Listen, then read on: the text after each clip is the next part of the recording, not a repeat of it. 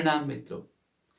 इंसान जब भी किसी बहुत बड़े एहसास से गुजरता है, फिर सुख का हो या दुख का, पीड़ा का हो या आनंद का, यदि वह चरम का हो तो वह मौन हो जाता है, गूंगा हो जाता है, बोल नहीं पाता।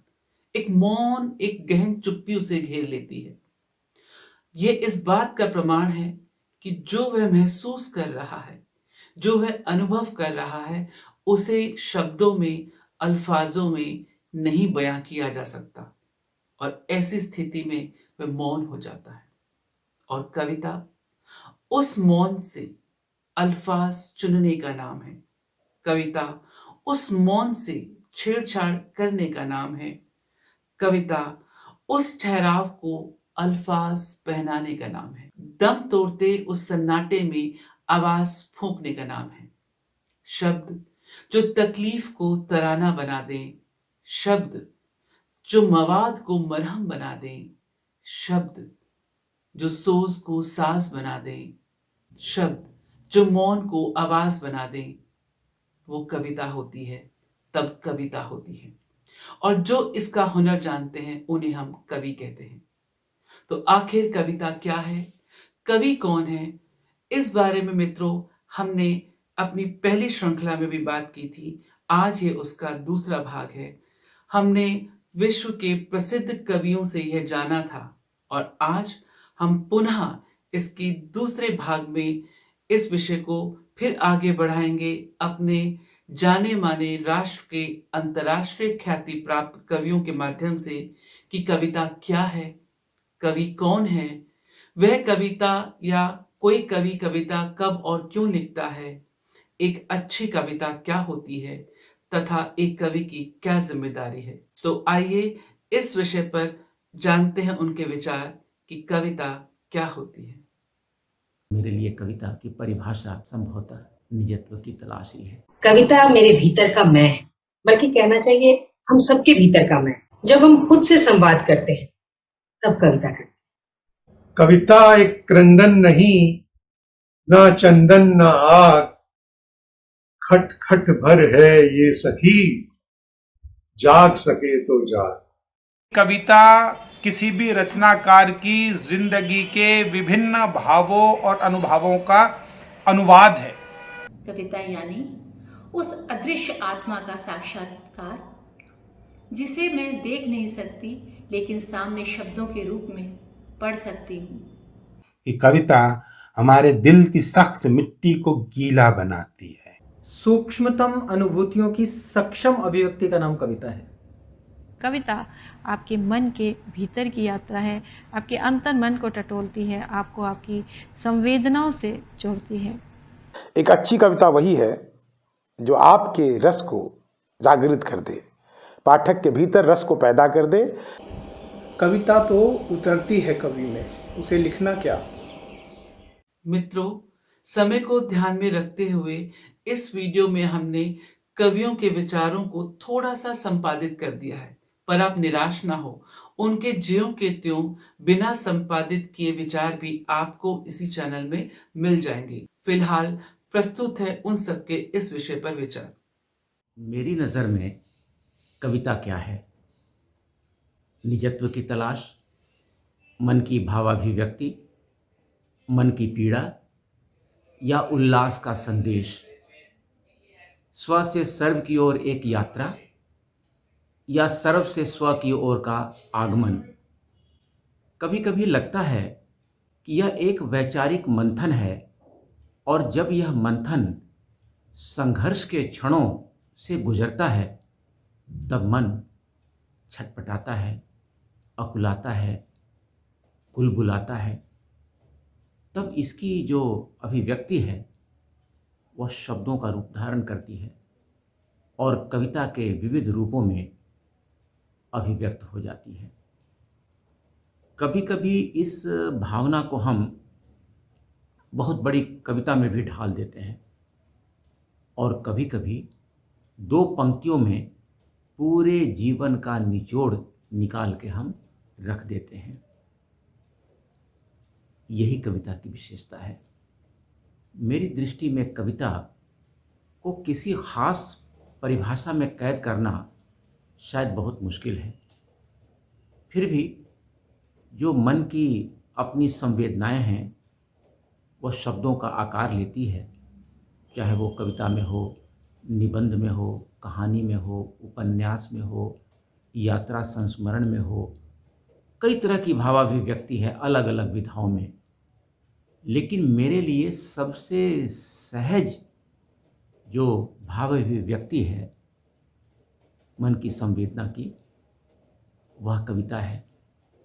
शायद तभी हर विधाओं में लिखने के बावजूद मुझे लगता है कि कविता मेरे मन के सबसे ज़्यादा करीब है और मैं उसमें अपने निजत्व की तलाश करता हूँ, अपनी संवेदना को ढूंढता हूँ, अपने दुख दर्द को तलाश करता हूँ, अपने संघर्ष की स्थितियों को आंकता हूँ, उनका मूल्यांकन करता हूँ और एक नए सफ़र पे मैं निकल चलता हूँ।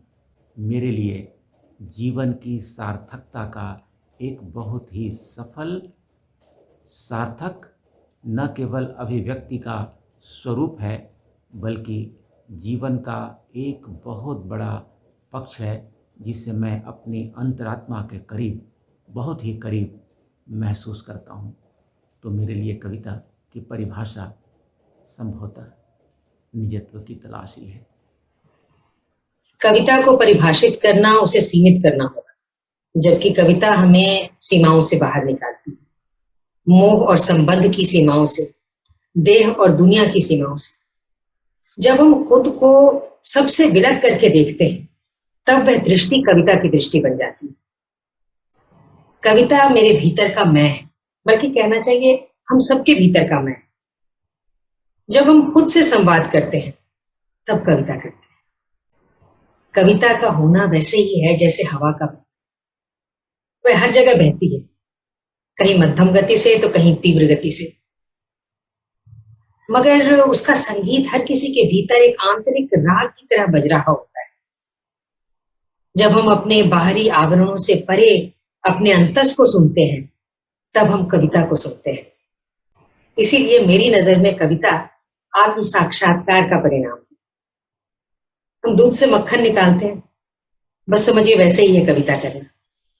जब हम अपने भीतर इतना मंथन कर पाते हैं कि जो व्यर्थ है वो एक तरफ रह जाता है और जो बचा रह जाता है वह कविता होती है। कम से कम मैं तो ऐसा ही समझती हूँ। दुनिया बदलने का दावा मैं नहीं करती, लेकिन मैं ना बदलूं इतना दावा कविता मुझसे करती है। मैं किसी दूसरे की अनुकृति नहीं हूं, मेरा होना मुझे परिभाषित करता है और कविता मुझे किसी दूसरे जैसा होने से बचाती है। मुझे अपनी मौलिकता का एहसास कराती है और यह पहचान भी कराती है कि मैं सार्थक हूं। कई तरह के हर्ष और संघर्ष जब मेरा इम्तिहान लेने लगते हैं, तब किसी नुकसान से डरे बिना या किसी लालच में पड़े बिना, जो किसी भी तरह के प्रभाव या दबाव से बिल्कुल अलग, निडर, अडिग खड़ा कर देती है, वह कविता होती है, वह कविता की ताकत होती है।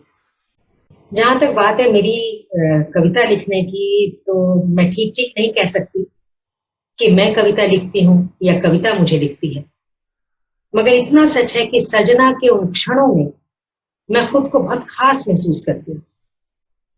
मुझे लगता है कि मैं उस निराकार की एक अनूठी कृति हूं, उसने मुझे किसी उद्देश्य से गढ़ा है। मेरी कविता उस उद्देश्य को शब्दबद्ध करती है, लयबद्ध करती है। वह मुझ में दायित्व बोध भरती है, मुझे जिम्मेदार बनाती है, मेरे होने को अर्थ देती है। इसलिए मुझे लगता है कि कविता को परिभाषित करना बहुत मुश्किल है। हाँ, कई जगह कविता मुझे जरूर परिभाषित करती है। मेरी समझ में कविता साहित्य की एक बहुत ही विशिष्ट विधा है, बहुत ही विशिष्ट विधा, और एक ऐसी नितांत विशिष्ट विधा है, भोगे हुए जो हमारे अंतरंग क्षण हैं, उन क्षणों का भीना भीना जैसे स्पंदन है, और जैसे कविता जैसे चिड़िया का एक गीत है, मैं कहूँ कि ये चिड़िया का गीत है और जो हमें जगाने का प्रयास करता है, जगाने का आग्रह करता है, और एक ऐसा आग्रह करता है जिसमें विनम्रता है, जिसमें लय है, जिसमें करुणा है, जिसमें टूटे घोंसले बनाने का साहस है, उसकी सामर्थ्य है, और ये कहें कि एक सब्र है, एक हट है, एक जिद है, तो वो कविता हो जाती है। मेरा एक दोहा है कि कविता एक क्रंदन नहीं, ना चंदन ना आग। कविता एक क्रंदन नहीं, ना चंदन ना आग। खट खट भर है ये सखी, जाग सके तो जाग। तो कविता तो खटखट भर है, हमें जगाने का, हमें सचेत करने का एक माध्यम है। तो अच्छी कविता क्या है? अच्छी कविता मैं समझता हूं कि वो है जो प्रयास पूर्वक नहीं लिखी जाती। कविता कोई मेहनत मजदूरी मशक्कत का काम नहीं है, कोई मजबूरी नहीं है। कविता तो एक स्वयं स्फूर्त भाव है, जो कि मैं समझता हूं कि कविता तो अता होती है, ऊपर से अता होती है हमारे भीतर, और हम उसको कह देते हैं। अपने अनुभव शेयर कर रहा हूं आपसे कि कविता करते समय कभी तो मेरे को पता ही लगता कि मैंने खाना खा लिया कि नहीं खाया, या मैं खाना खा रहा हूँ, खाना खाते खाते भी मुझे पता नहीं लगता कि मैं खाना खा रहा हूँ। तो ऐसा जो खोने वाला भाव है, और एक ऐसी लगातार एक प्रसव वेदना होती है, लेकिन जब वो उस प्रसव वेदना से हम छूटते हैं, जैसे माँ बच्चे को जन्म देती है, और जब वो घर में या कहीं जहाँ जन्म देती है वहाँ किलकारियाँ गूंजती हैं बच्चे की, तो माँ सारा दुख दर्द का सब भूल जाती है। तो ये वही कविता जब हो जाती है तो वो आनंद की, परमानंद की अनुभूति होती है कवि को, और उस जैसा कोई पुरस्कार, उस जैसा कोई उस प्राप्ति उसको नहीं लगती। उसे लगता है कि मैंने पता नहीं क्या पा लिया। तो ये ऐसी अगर कविता होती है तो वो कविता मैं समझता हूँ कि बहुत श्रेष्ठ कविता है, बहुत अच्छी कविता है। और जहाँ तक मैं समझता हूँ कि कविता में क्या कहना है ये जरूरी नहीं है, जरूरी है कि कविता में क्या नहीं कहना है। संक्षिप्तता कविता का एक बहुत बड़ा गुण है। संक्षिप्तता के साथ साथ संश्लिष्टता, परतदारी, एक एक परत में जब जैसे जैसे आप परत दर परत को खोलते जाएंगे तो उसमें छिपा हुआ जो ज्ञान है, छिपा हुआ जो भाव है, छिपा हुआ जो अर्थ है, उसका जो सौंदर्य बोध है, उसकी जो अर्थवत्ता है, वो जब खुलती है तो वो कविता हमारे सामने एक अलग ही रूप में आती है, और सब उसे अपने अपनी समझ के हिसाब से समझते हैं। कविता क्या है, इसे शब्दों में कह पाना बेहद मुश्किल काम है, क्योंकि शब्दों की सहायता से कविता रची तो जा सकती है, लेकिन शब्दों की सहायता से कविता की परिभाषा करना कठिन काम है। जिस तरह स्पर्श, स्वाद और सुगंध की परिभाषा नहीं की जा सकती, उसी तरह कविता क्या है, मेरे लिए इसका जवाब दे पाना बेहद मुश्किल हो जाता है, क्योंकि हर व्यक्ति के लिए कविता अलग होती है। जिस तरह दो लोगों के फिंगरप्रिंट्स मैच नहीं करते, उसी तरह दो लोगों की कविता से जुड़ी हुई अनुभूतियां भी मैच नहीं कर पाती। मेरा मानना है कि इस संसार में जितने लोग कविता लिखते हैं, कविता की उतनी परिभाषाएं संभव हैं। कि जिन बातों ने मेरे दिल को छुआ, मुझे रचनात्मकता के लिए प्रेरित किया, मेरे दिल में कुछ फूल उगाए, कुछ सुगंध फैलाई, जिन्होंने अपनी कलात्मक अभिव्यक्ति से मेरे अंतर्मन को प्रभावित किया, जो पंक्तियां मेरे भीतर के अंधेरे आकाश में सितारों की तरह टिमटिमाती रहीं, वे सभी मेरी नज़र में कविता हैं। छंद, गज़ल, गीत, मीटर, तुकांत, अतुकांत, कविता इन सब के भीतर हो सकती है और कविता ठेठ गद्य के भीतर भी हो सकती है। मुझे तो उस समय निजी तौर पर अतिरिक्त प्रसन्नता महसूस होती है जब मैं ठेठ गद्य के भीतर भी कविता का संधान करने में सफलता पाता हूँ। वहाँ पर मुझे कविता देख करके खुशी मिलती है, क्योंकि कविता मीटर, लय, छंद, तुक इनके बाहरी आवरण में नहीं होती, बल्कि भाषा और शब्दों के भीतर, वाक्यों के बीच किसी अदृश्य परछाई की तरह डोलती है कविता। कविता तो एक अनुभूति है, वो या तो होती है या नहीं होती। नजरअंदाज कर दिया जाए तो हम उसे खो सकते हैं, और दृष्टि का अभ्यास निरंतर किया जाए तो हम उसे पा सकते हैं। कुछ लोग कहते हैं कि कविता समाज में क्रांति लाती है, वो मनुष्य को बदल देती है, या ऐसा भी कहते हैं कि जो कविता समाज को बदलने में अपनी भूमिका न निभाए वो कविता किसी काम की नहीं। हमारी आदत होती है कि हम हर चीज का एक काम खोजते हैं, ना मिले तो उस बेकार कह देते हैं कि ये तो बेकार चीज है। मुझे ऐसे उपयोगितावाद में कोई दिलचस्पी नहीं होती और मैं कविता को उपयोगितावादी सिद्धांतों से दूर रखना चाहता हूँ। कविता कोई पैरासीटामोल की गोली नहीं होती कि खा लो और बुखार उतर जाए, कि समाज में कविता नाम की औषधि फैला दो तो समाज से बुराइयां दूर हो जाएंगी। मुझे ऐसा नहीं लगता, ऐसा कुछ भी नहीं लगता। फिर भी इतना जरूर जानता हूं कि कविता हमारे दिल की सख्त मिट्टी को गीला बनाती है। दिल की मिट्टी गीली होगी तभी वहां से प्रेम के अंकुर फूटेंगे, संवेदना और करुणा के पौधे उगेंगे। हमारे दिल की मिट्टी गीली होगी तभी इस संसार में मनुष्यता का वृक्ष लहलहाएगा। कविता हमारे साथ यही करती है, वो हमें हमारी मनुष्यता का, हमारी श्रेष्ठताओं का स्मरण कराती है। आपने कभी देखा होगा किसी किसी मालगाड़ी की छत पे थोड़ी सी मिट्टी चिपक जाती है और फिर उससे छोटे छोटे पौधे उग जाते हैं। लोहे की रेलगाड़ी पे अगर मिट्टी जमा हो जाए तो उससे जीवन की उत्पत्ति होती है। उम्मीद का पौधा लोहे में से भी उगने लगता है। यही कविता है। कविता तो हमारे चारों ओर बिखरी है।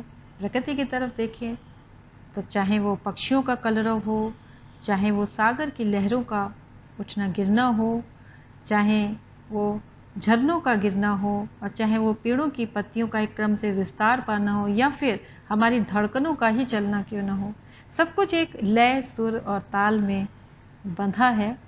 मुझे लगता है कि कविता पढ़ते हुए, सुनते हुए आप चाहे किसी भी मनस्थिति में पहले रहे हों, लेकिन उस वक्त आप उन सब मनस्थितियों को भूल करके आप पूरी तरह से उस कविता में डूब जाते हैं और आपको लगता है कि अरे ये तो आपके ही मन की बात थी, आप नहीं कह पाए लेकिन इस कवि ने इस कविता में कह दी। वो कविता आपके मानस पटल पर अंकित हो जाए और कहीं न कहीं आपको राह दिखाए, तो मुझे लगता है कि वो सच्ची कविता है। कि महज तुकबंदियों से ही तो बन जाती नहीं कविता, कि महज तुकबंदियों से ही तो बन जाती नहीं कविता, गहन पीड़ा बिना झेले कभी आती नहीं कविता, जगाती है नशे की नींद तो लाती नहीं कविता, न अंतर मन टटोले जो तो वो भाती नहीं कविता, कि न अंतर मन टटोले जो तो वो भाती नहीं कविता, जो सच्चे शब्दों से बहता हुआ कविता का दरिया है तो उसमें डूबने को हर कोई तैयार बैठा है। तो कविता हमें गतिशील बनाती है, जिस स्तर पर हम होते हैं उस स्तर से हमें और ऊंचा उठाती है। बाहर की यात्रा एक छोटे से कदम से शुरू हो जाती है, लेकिन कविता आपके मन के भीतर की यात्रा है, आपके अंतर मन को टटोलती है, आपको आपकी संवेदनाओं से जोड़ती है। आपाधापी की इस ज़िंदगी में हम बड़ी तेज़ी से विकास कर रहे हैं, चाँद पर पहुंच गए, लेकिन जो हमारा पड़ोसी है उससे नाता नहीं जोड़ पा रहा। तो इस मशीनी युग में हमारी संवेदनाएं लगातार हमसे छूटती जा रही हैं, फिसलती जा रही हैं जैसे मुट्ठी से रेत।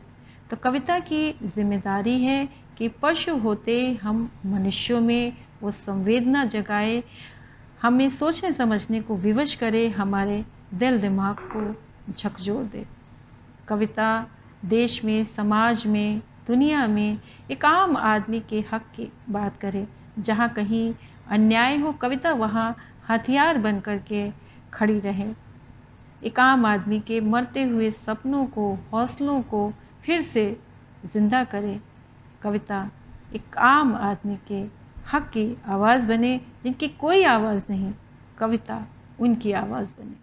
कविता किसी भी रचनाकार की जिंदगी के विभिन्न भावों और अनुभवों का अनुवाद है।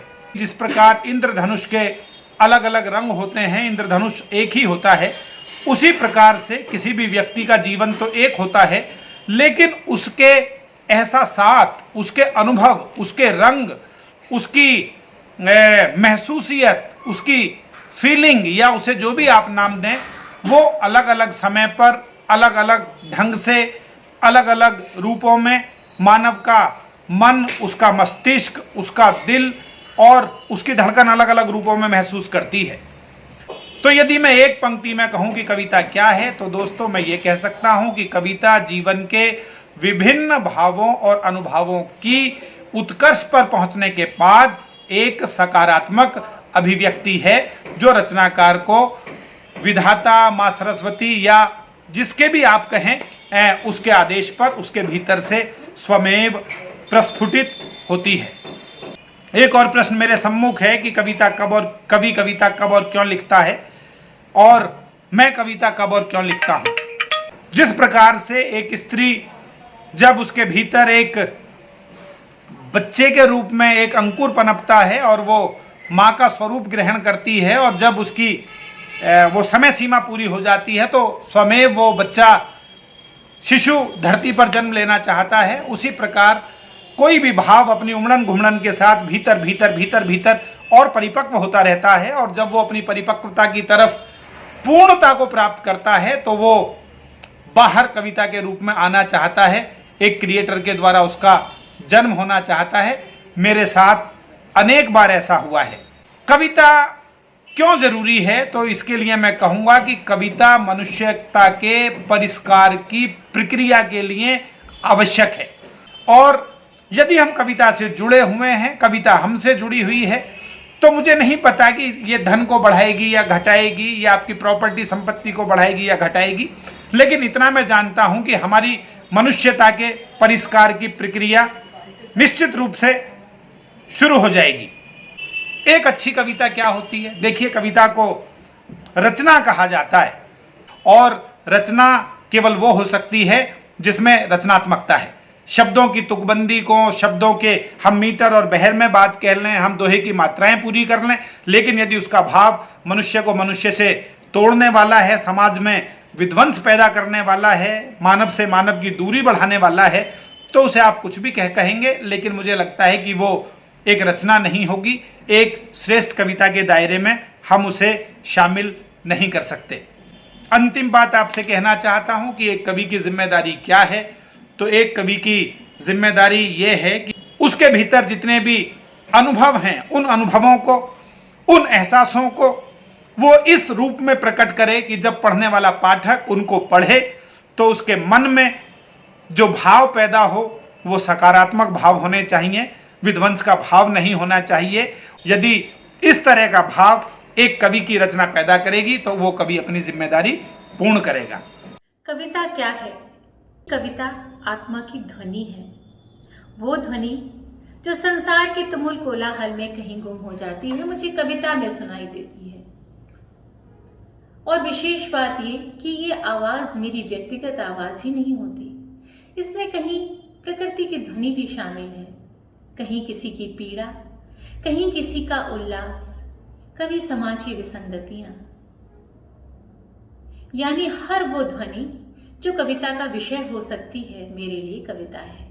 कविता मेरी भावनाओं की सबसे सुरक्षित शरण स्थली है, जो मुझे अपनी शरण देती हैं, मुझे अपनी गोद देती हैं। कविता यानी उस अदृश्य आत्मा का साक्षात्कार, जिसे मैं देख नहीं सकती लेकिन सामने शब्दों के रूप में पढ़ सकती हूँ। मुझे हमेशा लगता है और मैं मानती भी हूँ कि एक व्यक्ति अपने भीतर अनेक किरदारों को जीता है, लेकिन एक कवि अपने भीतर समूचे ब्रह्मांड को जीता है, तो उसकी जिम्मेदारी कहीं ईश्वर से कम नहीं होती। कविता मेरे लिए सभ्यता भी है, वो सभ्यता जो हमें कलात्मकता, सांस्कृतिकता, संवेदना, चेतना, जागृति की सलाहियत देती है। तो इसी सभ्यता में कविता की जिम्मेदारी भी निहित होती है। बहुत बारीक काम होता है कविता लिखना, ये अखबार की तरह नहीं होती। इसको बहुत बारीकी से बुनना पड़ता है, बहुत सुंदरता से बुनना पड़ता है, तब जाके कविता एक सुंदर रूप लेती है और हृदय तक पहुंचती है। कविता क्यों लिखी जाती है? मैं एक शेर के माध्यम से अपनी बात कहना चाहती हूँ। मेरे जज्बात को स्याही का रंग मिलना जरूरी है, मेरे जज्बात को स्याही का रंग मिलना जरूरी है, मुझे रहना हो गर जिंदा तो फिर लिखना जरूरी है, मेरे जज्बात को स्याही का रंग मिलना जरूरी है, मुझे रहना हो गर जिंदा तो फिर लिखना जरूरी है, मेरे जज्बात को। तो कविता ये होती है जो स्वयं अपना रास्ता बना लेती है, हृदय में इस तरह से उद्वेलित होती है कि बिना लिखे आपको चैन नहीं होता। तभी कविता लिखना भी चाहिए और तभी कविता लिखना सार्थक भी होता है और अच्छा भी, क्योंकि प्रयास से कभी कविता को लिखा नहीं जा सकता। ये स्वयं निसरत होती है, ईश्वर की ये कृपा होती है, तब हम पन्नों पर अपनी बात कह पाते हैं। सूक्ष्मतम अनुभूतियों की सक्षम अभिव्यक्ति का नाम कविता है। कविता पाठक को कवि की भावभूमि का पर्यटन कराती है। मैंने जो सोचा उसे शब्दों में पिरोया, वो पाठक ने पढ़ा या श्रोता ने सुना।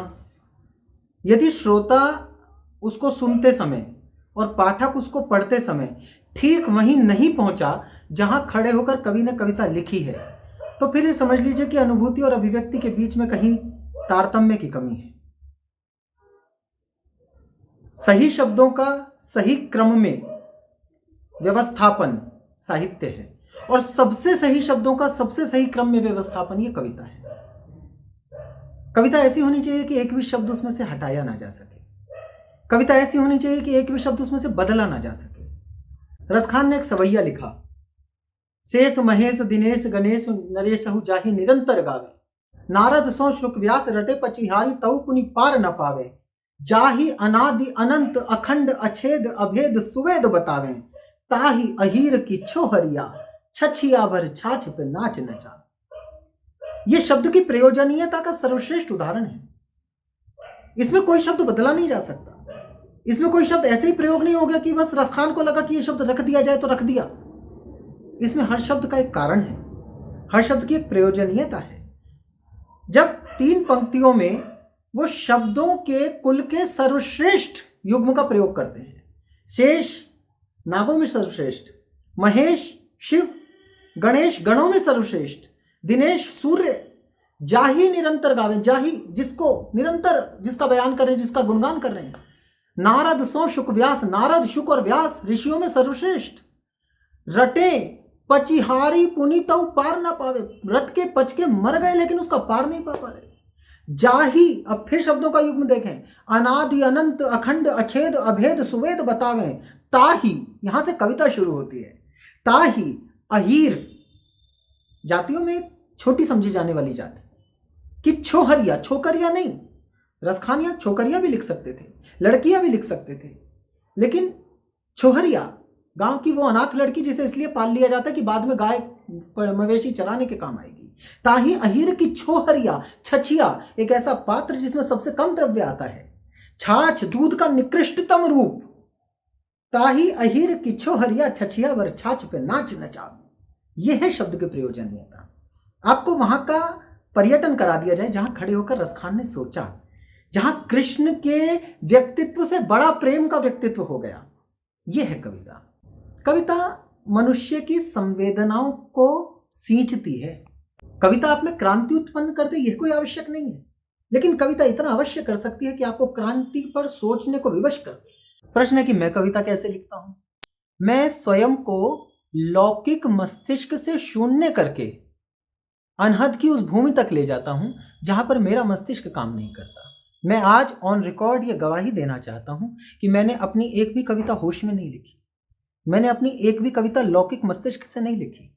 जब ऐसा लगता है कि अब भीतर कुछ ऐसा हो गया कि अब मुझे एक मशीनरी बन जाना है, मुझे एक कारण बन, एक निमित्त बन जाना है, एक मशीन बन जाना है जिसमें इधर से कुछ ट्रांसमिशन होना है और इधर से निकल जाना है, ये परिस्थिति जब घटित हो जाती है तो कविता स्वतः आती है। एक चीज और, जब आदमी कविता सोचकर लिखता है तो तुक सोचता है, छंद सोचता है, शिल्प सोचता है, भाषा सोचता है, अलंकार सोचता है। लेकिन जब आदमी बिना सोचे कविता लिखता है, उसके बाद कविता को पढ़ने वाले अलंकार सोचते हैं, फिर कविता को पढ़ने वाले उसके शिल्प सोचते हैं, फिर कविता को पढ़ने वाले बताते हैं कि इसमें छंद कौन सा है। तो छंद और शिल्प कविता के पीछे पीछे आने वाली कोई वस्तु है। हमने छंद को साधने की जिद में कविता को अनदेखी करना शुरू कर दिया। यह हमसे कोई गुनाह हो गया है। बस कविता जीवित रहे, छंद जीवित रहे, छंद भीतर का घटित हो, लय भीतर की आए, तो कविता मनुष्य को संपूर्ण मनुष्य बनाने की एक कला है। कविता मनुष्य को श्रेष्ठ मनुष्य बनाने की एक कला है। कविता सामने वाले की कोर पर आए हुए आंसू को अपनी आंखों में महसूस करने की एक कला है। हम लोग अपनी पीढ़ियों को कविता दे पाएं, फिर हमें संस्कृति की चिंता करने की कोई आवश्यकता नहीं रहेगी। देखिए, मेरी नज़रों में कविता वह अभिव्यक्ति है जिसमें पाठक और श्रोता, उसमें जब भी हमें पढ़ रहे होते हैं या सुन रहे होते हैं तो उनके साथ में हमारे भाषा का जो स्तर है और हमारे शब्दों की जो बनावट है और हमारे अभिव्यक्ति को जो हम एक आकार देते हैं, उसमें वह अपने आप को जुड़ा हुआ महसूस करे, वह अपने आप को अलग ना समझे। दूसरा प्रश्न आप पूछ रहे हैं कि कविता क्या है या ये क्यों जरूरी है, कविता क्या करती है। देखिए, कविता ही जरूरी है, मैं आपको बताऊं, बाकी चीजें जरूरी बिल्कुल नहीं है। आखिर इस संसार में इतनी नदियां, इतने पर्वत, इतने झरने, इतने पेड़, इतने मनुष्य, इतना वनस्पति, इतने जीव जंतु, ये सब कैसे आए? यह सब विचारों का पदार्थीकरण है और विचार कविताओं से ही प्रकट होते हैं। तो कविता बहुत जरूरी है और इसलिए जरूरी है ताकि पदार्थीकरण हो सके, विकास हो सके, मनुष्य नए आयाम तक पहुंच सके। अब आप ये पूछ रहे हैं कि कोई कवि कब और क्यों कविता लिखता है। तो देखिए, मैं यूं बताऊं आपको कि कोई कवि कविता तभी लिखता है जब उसके भीतर विचारों का जो चक्र है वह परिपक्व हो चुका होता है। जैसे कि कोई महिला कब मां बनती है? जब उसके गर्भ में पल रहा शिशु अपना समय पूरा कर लेता है, उसी के बाद ही वो मां बनती है। अगर वो उससे पहले मां बने, अनमेच्योर डिलीवरी हो जाए, तो माँ और बच्चा दोनों की ही जान लगभग खतरे में है। ऐसे ही कविता भी है। तो मैं कविता तभी लिखता हूँ जब कोई बात, कोई विचार, कोई घटना मेरे भीतर पूरी तरह से पक चुका होता है। कविता भीतर अगर आ गई है, भाव भीतर आ गए, तो उसका प्रगट्य कैसे हो, इसलिए कविता मेरे लिए जरूरी है। एक कवि की जिम्मेदारी ये है कि वो निरंतर कुछ न कुछ लिखता रहे। वो न केवल इतिहास के पात्रों पर भी कविता लिखे, बल्कि वह भविष्य की भी कल्पना करे। बल्कि मैं कहता हूं कि इतिहास के पात्रों पर एक पल को आप छोड़ भी सकते हैं, उस पर बहुत काम हो चुका। लेकिन भविष्य की कल्पना कौन करेगा? वो कवि ही कर सकता है। भले ही कविता ललित कलाओं में सबसे सूक्ष्म कला मानी जाती है, लेकिन फिर भी यह मान के चलिए कि यह जो विधा है, इस विधा में असीम संभावनाएं हैं। और न केवल असीम संभावनाएं हैं, बल्कि यह संभावनाएं हमारे बेहतर भविष्य की ओर भी हमें ले जाती है। एक अच्छी कविता क्या होती है? एक अच्छी कविता वही है जो आपके रस को जागृत कर दे, पाठक के भीतर रस को पैदा कर दे। पाठक उस रस में इतना डूब जाए कि वह बाकी सब चीज दुनियादारी से अपने आप को एकांकी कर ले, एक अलग यात्रा पर चल चुके। ज़्यादातर कवियों को नहीं पता प्रेम का, भावनाओं का, हृदय तल का या फिर अस्तित्व का। लेकिन खूब अभ्यास से और दूसरे कवियों को पढ़ कर वे खूबसूरत शब्दों से खेलना सीख जाते हैं। बिना किसी अनुभव के उन्हें बेजान भावनाएं पैदा करना आ जाता है और वे बनावटी कविताएं लिखते चले जाते हैं। वे फूल पर कविताएं रचते हैं, लेकिन उनकी सुवास का उन्हें कोई एहसास नहीं होता। वे चांद और सितारों की बातें करते हैं, लेकिन सितारों से जगमगाती रात कभी देखी नहीं। वे बारिश पर गीत लिखते हैं, लेकिन मन पर फुहारें कभी पड़ी नहीं। वे सौंदर्य से परिपूर्ण भ्रम पैदा करते हैं। वे कविता के तकनीकी पक्ष का ज़्यादा ध्यान रखते हैं, कसाव का ज़्यादा ख्याल रखते हैं, भाव पक्ष पर ज़्यादा जोर नहीं देते। बस कहीं पढ़ लिया था, उसी को बांध दिया तोड़ मरोड़ के तुकबंदी में। कविता अस्त व्यस्त हो तो सहज लगती है। एक कविता तब घटित होती है जब आप नो माइंड में होते हो, जब आप होश को, जागरण को उपलब्ध होते हो। कविता तो उतरती है कवि में, उसे लिखना क्या। ज़्यादातर कवियों की मात्र देह होती है, आत्मा नहीं। ऐसी देह जो चमकीले आभूषणों से लाद दी गई। लोग ऐसी कविताओं को पसंद करते हैं,